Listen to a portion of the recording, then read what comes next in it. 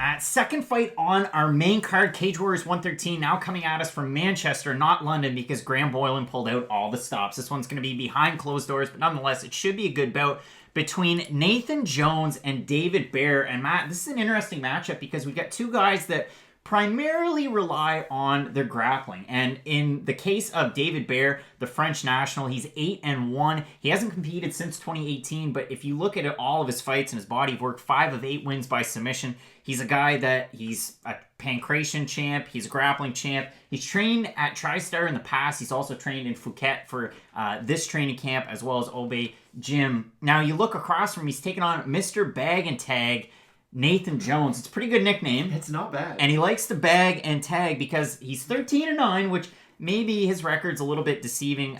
He does have 5 submission losses out of the total of 9, but 10 of 13 wins by submission. So when you're a fighter like that, you're going up against another good grappler in David Jones. What do you have to do to get the win?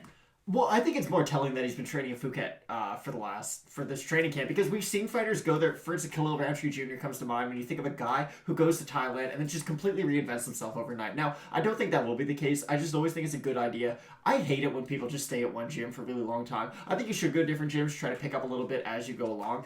And going from TriStar to a place like Phuket, you're going to learn so much more in this fight. But if you're facing a guy who's that much better at grappling than you need to be able to keep it on the feet. But that's the problem. If he's been training in Thailand, I would not keep it on the feet. So it's really interesting matchup.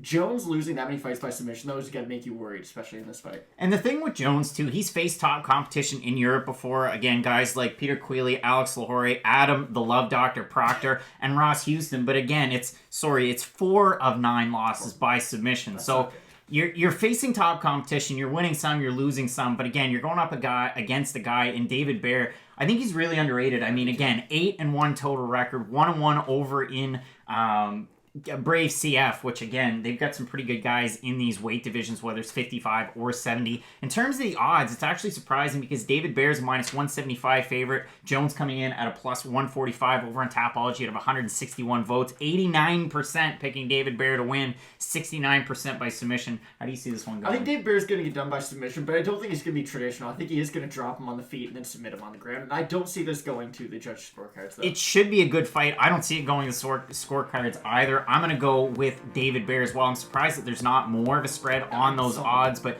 you never know what happens between now and tomorrow of the fight, so you're not going to want to miss the rest of our predictions, Matt, for Cage Warriors 113. 2 minutes for the main card and that awesome feature prelim. And Matt, as we always say, let's get into it.